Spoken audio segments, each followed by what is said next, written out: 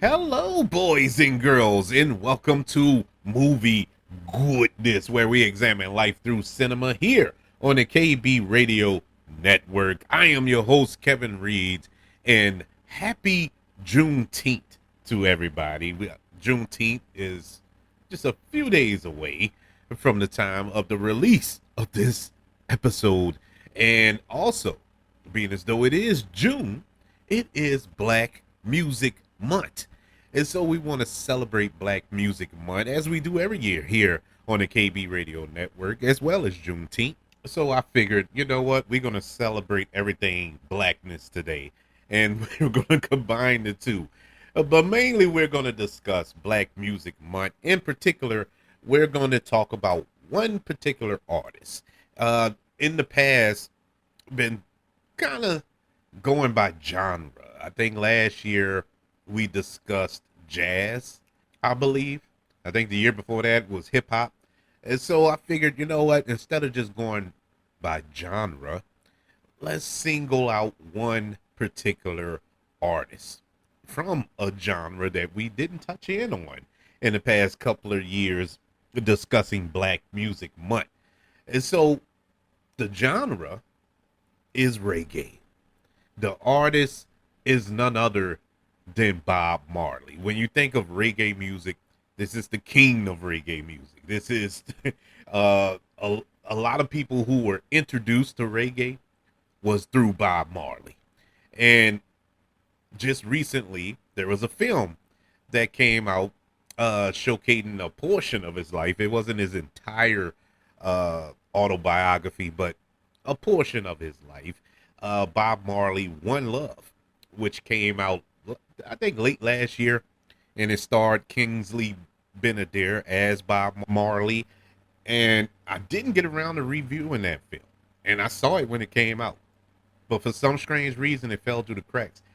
And I say fell through the cracks. I actually recorded a review, and I don't know what happened. I don't know what happened to it. It got lost, or I deleted it on accident or something. I don't know what happened. Or maybe I did release it or something. I couldn't find it. I don't know what happened. But regardless, since it feels like a perfect storm of it being Juneteenth, of it being Black Music Month, and we're so close from the release, or not too far removed from the release of that film, let's just put it in a gumbo pot and do it all today. Bob Marley, One Love will be our review at the end of this episode. But before we get to that review, we're going to discuss the life of Bob Marley, the history of Bob Marley. And in case you don't know who Bob Marley is, we're going to touch in on a lot, because there's a lot about this man that was very, very interesting, very inspirational in a lot of ways, controversial in a lot of ways, head scratching in some other ways. So there's a lot of meat on his bone, and I'll save that to when we talk about the movie. But I know there are a small contingent of listeners out there who probably don't know who Bob Marley is, and and it's weird. It's weird to me because I've been knowing who Bob Marley was my entire life, even though he passed away when I was like 2 or 3 years old. But I knew who Bob Marley was, and he made an impact even after his death. When I really understood what reggae music was, I know who Bob Marley was, even though the man was dead and gone. But there are a lot of people who was born in the 90s, dare I say in the 2000s, who are listening to this show, and thank you for listening, by the way, who have no earthly idea who Bob Marley is. Well, Bob Marley is, or was, a Jamaican singer and songwriter, and he helped introduce reggae music to the world and remains one of the genre's most beloved artists, having sold over 75 million records. In 1963, Bob Marley and his friends formed the Wailing Wailers, which eventually became Bob Marley and the Wailers.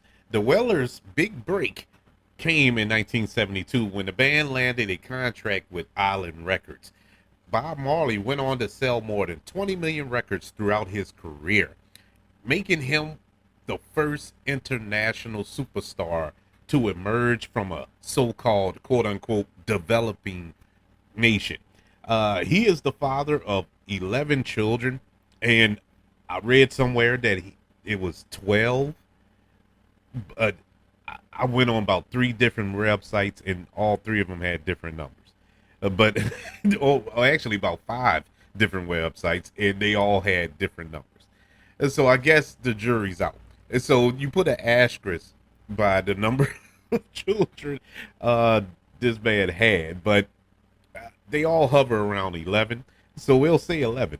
But unfortunately, Bob Marley did die from cancer in May of 1981 at the ripe young age of 36 years old. In a little background of Bob Marley's history, he was born on February the 6th, 1945 in St. Ann Parish, Jamaica. His mother, Cordelia Malcolm, a native of Jamaica, was only 18 years old when she married a much older white man who was a plantation supervisor. You can you can guess what that is. They separated shortly after Bob's birth. Norvell Marley, who is his father, a white man, he's originally from England. He was largely absent from Bob Marley's life, and Bob Marley later on in life, let's just say he didn't speak too kindly of that young of his dad for not being a part of his life. But Bob spent his early years in St. Ann Parish in the rural village known as 9 Miles. One of his childhood friends in St. Ann was Neville Livingston. He's also known as Bunny. They attended the same school, and the two shared a love for music. And Bunny inspired Bob Marley to learn to play the guitar. Later, Livingston's father and Bob Marley's mother ended up getting together. They end up getting into a relationship with one another. So the two of them end up living together for a time in Kingston, Jamaica. Upon arriving in Kingston, Jamaica in the late 1950s, Bob Marley lived in Trenchtown, which is one of the city's poorest neighborhoods. He struggled in poverty, but he found inspiration in music around him. Trenchtown had a number of successful local performers and was considered the Motown of Jamaica. Sounds from the United States also drifted in over the radio and through the jukeboxes. Bob Marley liked such artists as Ray Charles, Elvis Presley, Fats Domino, shout out, and the Drifters. And Fat Domino get a shout out because New Orleans, a good shout out for the 504 boy. Bob Marley and Bunny devoted much of their time to music. Under the guidance of Joe Higgs, Marley worked on improving his singing abilities. He met another student of Higgs, Peter McIntosh, later Peter Tosh, who eventually played an important role in Bob Marley's career. Local record producer Leslie Kong liked Bob Marley's vocals and had the teenager record a few singles, the first of which was Judge Not, released in 1962. Although he didn't fare well as a solo artist, Bob Marley found some success joining forces with his friends. In 1963, Bob Marley, Bunny, and McIntosh formed the Welling Wellers. Their first single, Simmer Down, went to the top of the Jamaican charts in January of 1964. By this time, the group also included Junior Brathwaite, Beverly Carso, and Cherry Smith. The group became quite popular in Jamaica, but they had difficulty making it financially. The latter three that I just mentioned earlier left the group, and so the remaining members drifted apart for a time as well, and Bob Marley went to the United States where his mother was living. After 8 months, Bob Marley returned to Jamaica. He reunited with Livingston and McIntosh to form the Wailers. Also around this time, Bob Marley was exploring his spiritual side and developed a growing interest in the Rastafarian movement. Both religious and political, the Rastafarian movement began in Jamaica in the 1930s and drew its belief from many sources, including Jamaican nationalist Marcus Garvey, the Bible's Old Testament, and their African heritage and culture. It also considers the use of marijuana, known as the holy herb, sacred because of the drug can produce heightened spiritual states. Bob Marley smoked marijuana throughout his life and was an advocate for its legalization.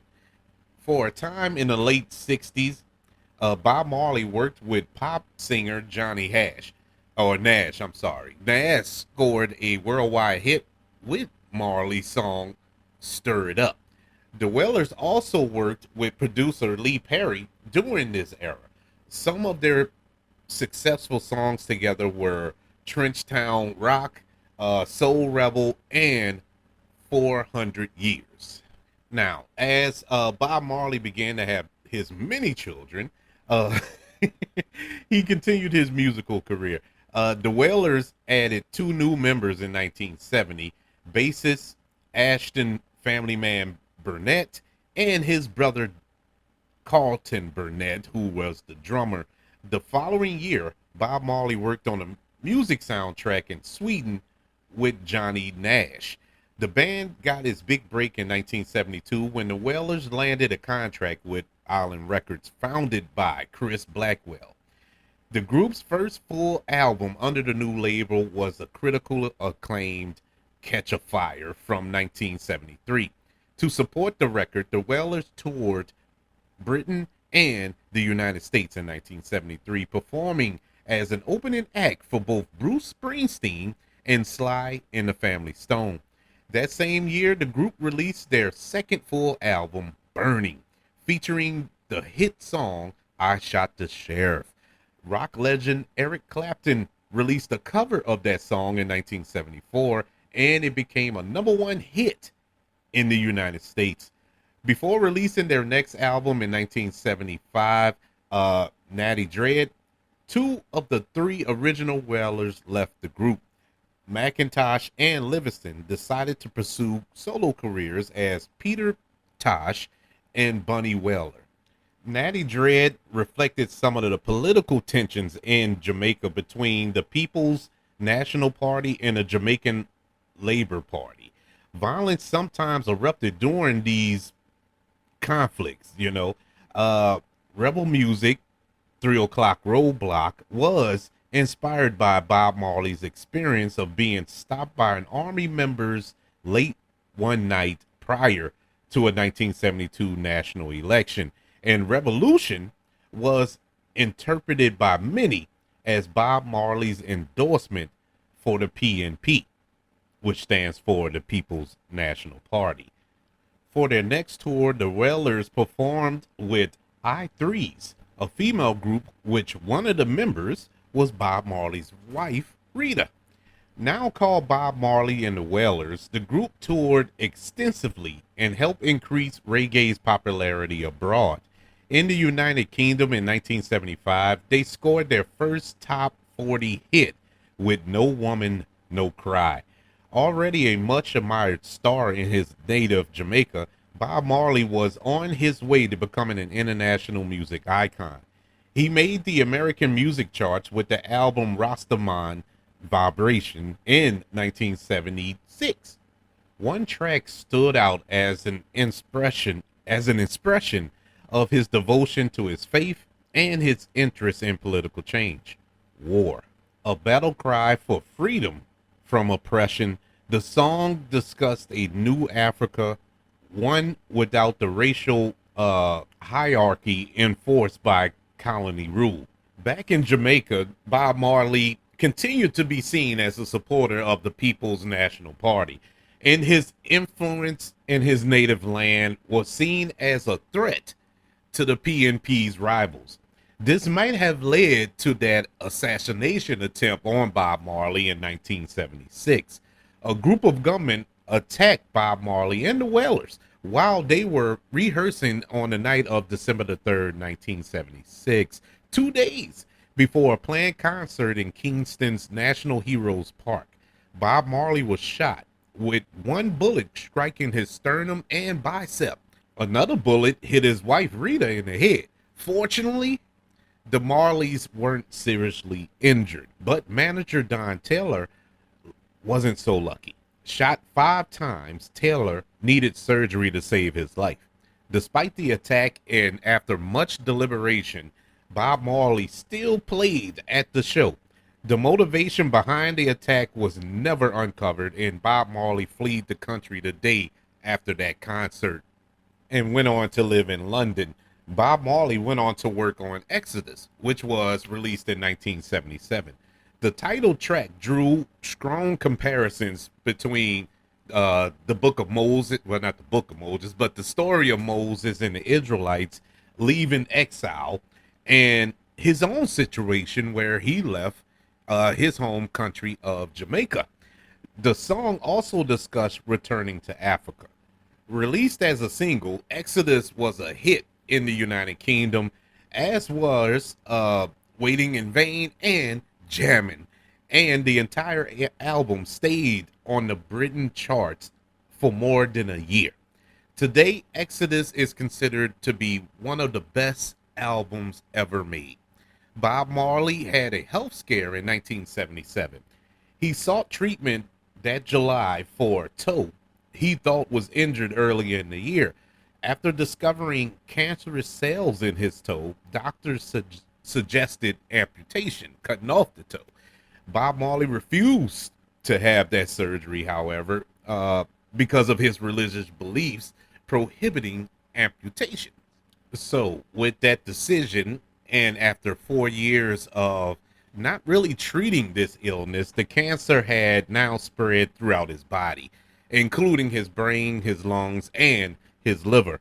Traveling to Europe, Bob Marley underwent unconventional treatments in Germany and was subsequently able to fight off the cancer for months. However, it soon became clear that Bob Marley didn't have much longer to live. The musician set out to return to his beloved Jamaica one last time to receive the Order of Merit from the Jamaican government, but he didn't manage to complete the journey. On his way back to Jamaica, Bob Marley died in Miami on May the 11th, 1981, at the young age of 36 years old. Adored by the people of Jamaica, Bob Marley was given a hero send-off. More than 30,000 people paid their respects to the musician during his memorial service, held at the National Arena in Kingston, Jamaica. Rita Marley, along with other members of I3 and the Wailers, performed at the ceremony. Now, all wasn't cookies and cream after the passing of Bob Marley. There was a legal battle over his estate following his death because he didn't have a will. And according to Rolling Stone magazine, his widow, Rita, was reportedly forced to sign a fake will in the late 1980s. The Jamaican government soon took control of the estate and sold it to the head of Island Records, Chris Blackwell. After a court battle, the family was granted possession in 1991. Going back to 1986, Rita Marley founded the Bob Marley Foundation, which works to perpetuate the spiritual, cultural, social, and musical ideas which guided and inspired Bob Marley during his lifetime. She remains the organization's chairperson. Rita also established the Bob Marley Museum at the site of the musician's home in Kingston, Jamaica, from 1975 until his death. The museum has numerous personal items belonging to Marley on display and also features a theater, photo gallery, and a record shop. In 2001, Rita helped organize the re-release of 18 of Marley's albums. Bob Marley has inspired multiple movies.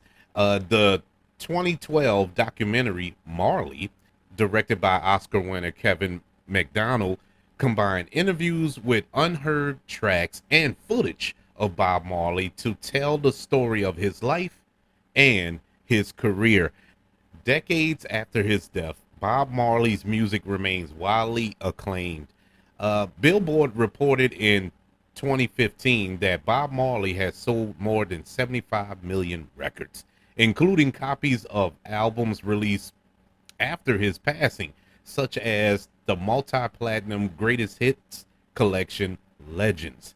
Yes, everyone, the man, the myth, the legend, the icon, Bob Marley, somebody who introduced me to reggae. And to be 100% transparent and honest, I've still never really listened to reggae.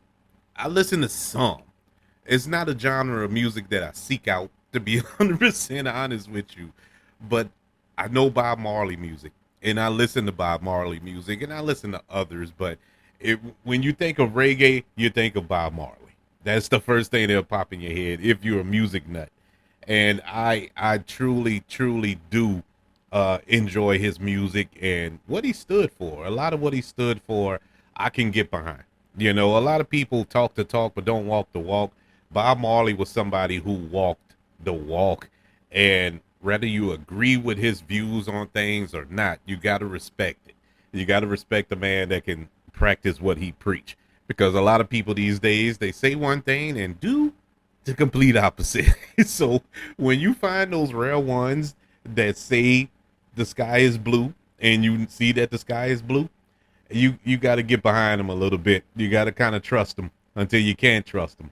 But I do respect Bob Marley and what he had done even outside of music, and it is an honor of mine to honor him this month, Black Music Month. Our honoree here on the KB Radio Network, Bob Marley. So, since we've been discussing Bob Marley, why not dive into his biopic as our review here on Movie Goodness today? It is none other than the 2024 biographical drama musical Bob Marley, One Love, which stars Kingsley Ben-Adir as Bob Marley, also Lashana Lynch as Rita Marley, directed by Ronaldo Marcus Green, who has previously directed Will Smith into his first Oscar win by directing King Richard. He jumped from that biopic drama to this biopic drama of Bob Marley, One Love. This was a highly anticipated film for me. When I first saw the trailer, I was moved by that trailer. It looked like it was going to be just one of those musical biopics that we've gotten, I don't know, in the past 5-6 years. It seems like they've been hitting. Hollywood has been hitting on the biopics. You know, Bohemian Rhapsody, about Queen and Freddie Mercury, to be more accurate. Really good movie. I enjoyed that film. Rocket Man, that was based on Elton John's life. Enjoyed that film as well. And so it was been kind of a renaissance of these biopics about these musicians as of late, and they've been pretty good. They've been pretty decent. You know, we have a Michael Jackson film coming out, I think next year, and that's going to be interesting. That's going to be real interesting. They've been talking about a Prince. Now, that's the one. That's the one. They can't mess that one up for me. I'm a huge Prince fan. And so if they mess that up, I'm done. But I was excited for this. And plus, with Ronaldo Marcus Green directing, I wasn't the biggest King Richard fan. And to be honest with you, I did not think that Will Smith's performance in that film was worthy of an Academy Award. But I get it. You know, Hollywood is Hollywood. I just didn't.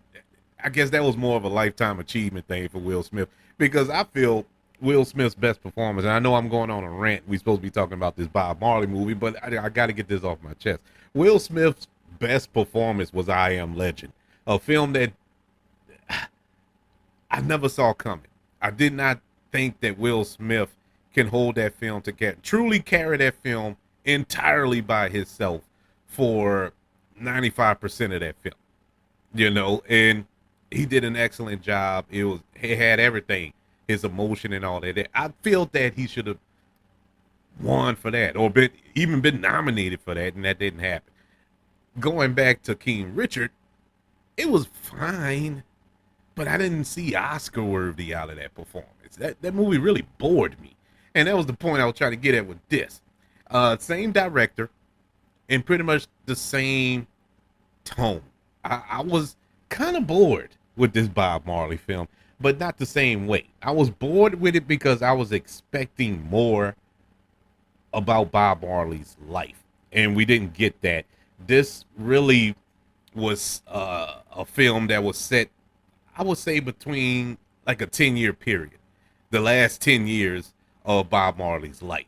And I wanted to see his entire life. I wanted to see him engage more with the political aspect. They didn't really touch in on that much. It was touched in on, but it didn't touch in on it enough for me. Him with the 50 children that he had, 11 or 12, depending on who you ask. That really wasn't touched in more. And I don't think I touched in on it when we was going over his biography. They weren't for Rita. He had children with Rita. I think he has 5 children with Rita, but the rest were from outside.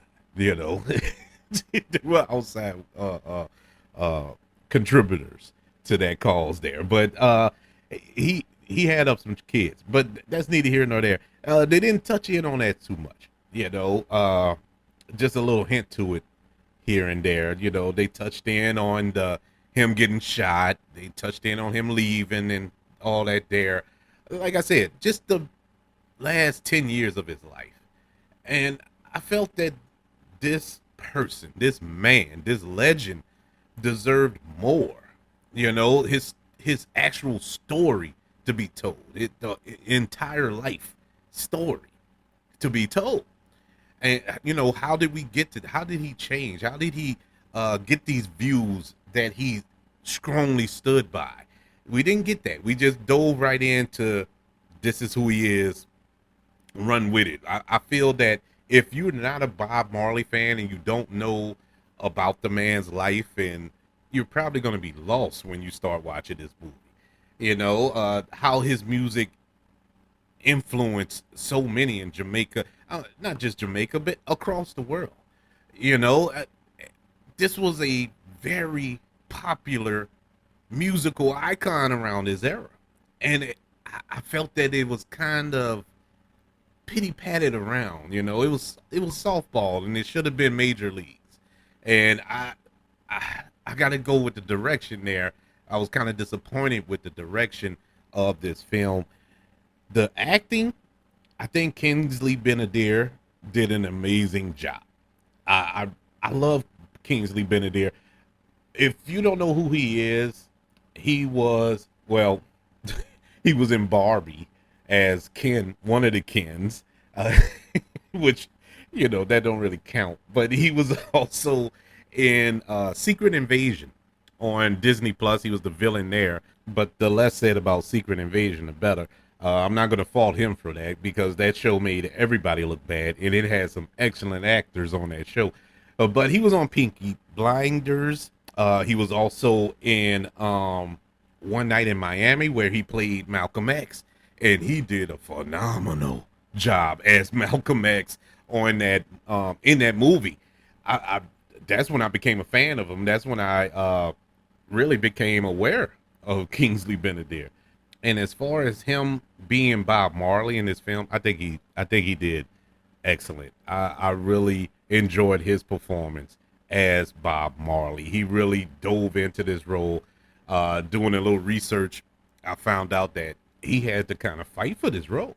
He really wanted to play Bob Marley. A lot of the, well, not a lot, but one of the big things was he was too tall. Bob Marley was 5'6", my height. I'm 5'6". Bob Marley was the same height as me, which is short, which I'm told every day. And so he, Kingsley Benadir is 6'2", and so that was very, you know, but it's movies. You go to the X-Men films and Hugh Jackman. Hugh Jackman is like 6'4". He plays Wolverine. Wolverine in the comics is like 5'2", but Hugh Jackman is so good in the role, people just stop caring that he's a whole foot, almost a foot taller. Well, not more than a foot taller than than the actual character. And same thing here. If he's able to pull off the performance, nobody's going to question the height differential. Now in certain cases, it is essential that a character be the same height as the person they're playing. Like for instance, I mentioned Prince, and I think the reason it'll be hard to do a Prince biopic, who's gonna play Prince for one? Who has that look?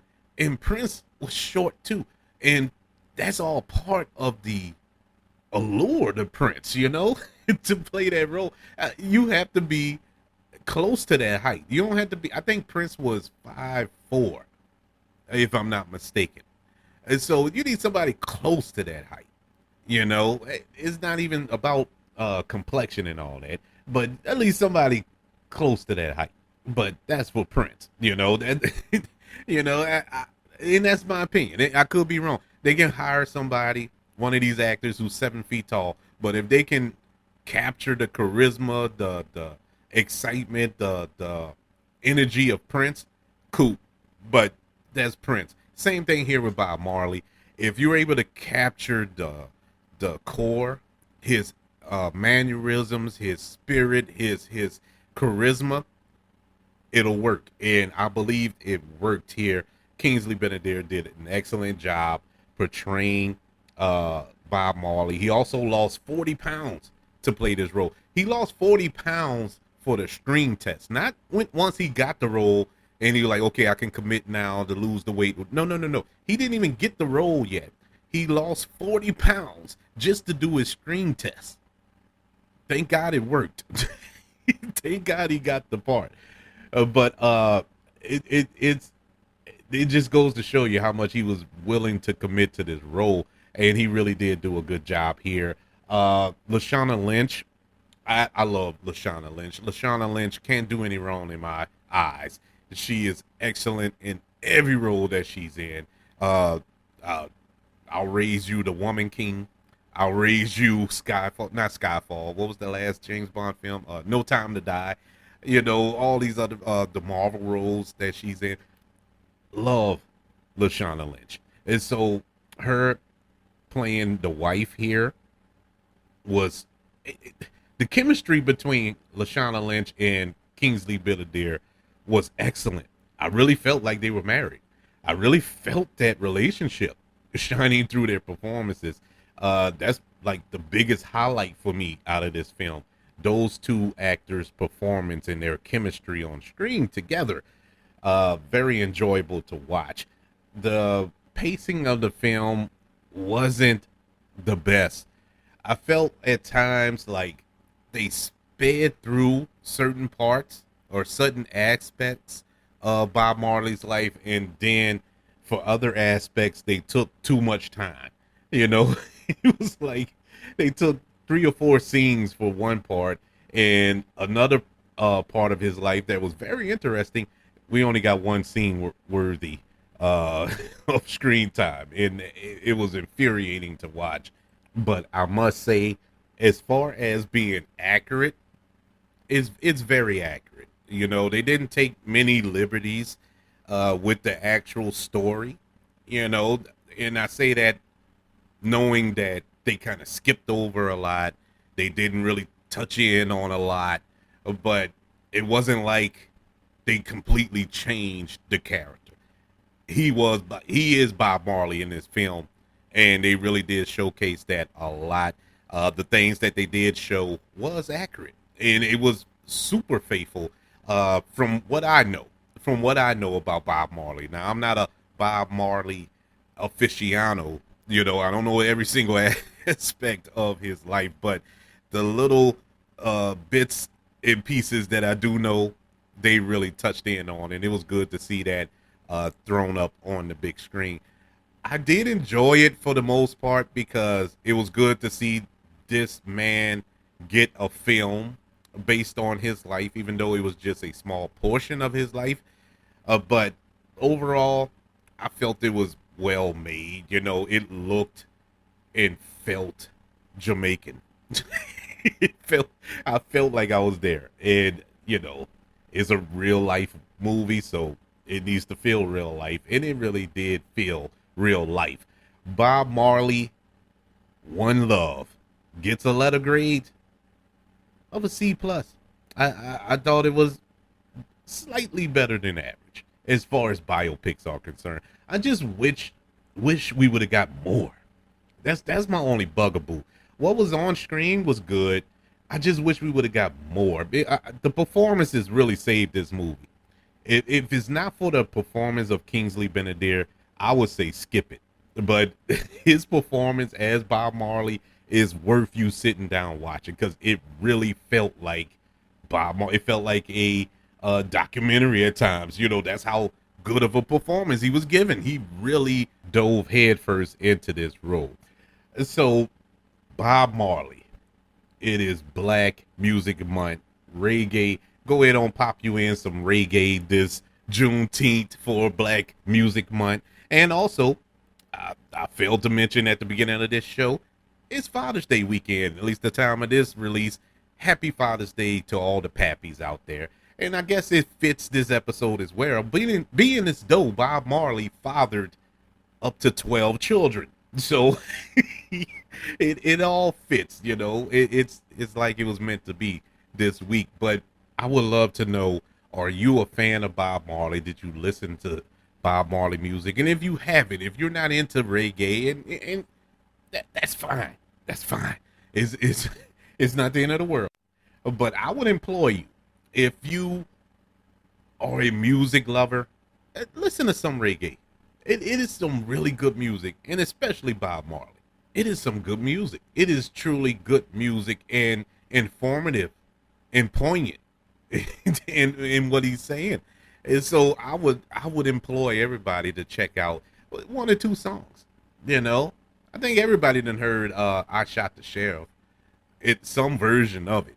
You know, everybody done heard "Jammin'."